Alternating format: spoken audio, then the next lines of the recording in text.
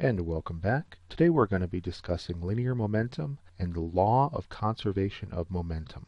Momentum, p, is equal to the mass of an object times the velocity of that object. Newton actually first defined force as the rate of change of momentum of an object. So the momentum at the final point minus the momentum of the initial point, the rate of the change of momentum divided by the change in time would equal force. Now if we pull the mass out of that, we have a mass times a change in velocity over a change in time, which as we note is a mass times an acceleration. So let's take a look at a simple momentum problem. So a tennis ball leaves the racket on the serve with a speed of roughly 55 meters per second.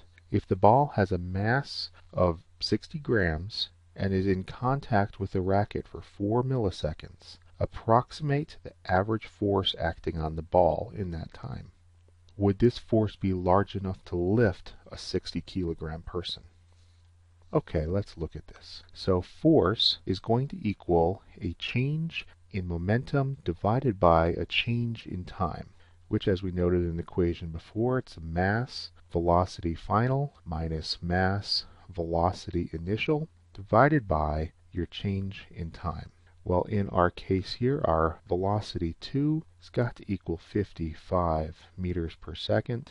Your velocity initial has got to equal 0, starting at rest. And our change in time is going to equal 0.004 seconds. That's 4 milliseconds. So then our force is equal to 0.060 kilograms times the 55 meters per second divided by 0.004 seconds for an answer of force equals 800 newtons.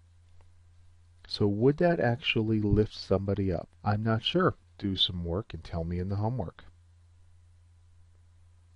Okay, so for the next bit, we're going to have to introduce a new concept, and that concept is the law of conservation of momentum. That is, the mass of A times the velocity of A plus the mass of B times the velocity of B in the beginning has to equal the mass of A times the velocity of A2, the final time, or the final velocity, plus the mass of B times the velocity B2 final. As we can see in this picture, we've got a couple of billiard balls coming together, A and B. They collide and they have a perfectly elastic collision, and momentum is conserved because there are no outside forces. So this is the general statement of the law of conservation of momentum. Now it is very, very, very important to note that this statement is only valid for isolated systems of objects. For example, in this system we only have the two objects. We aren't worrying about the friction between the balls and the felt on a pool table, or about air resistance, or about any other outside forces. So let's take a look at a problem that uses conservation of momentum. So a 10,000 kilogram rail car is traveling at a speed of 24 meters per second and strikes an identical car that is sitting at rest. If the cars lock together as a result of the collision, what is the common velocity afterwards?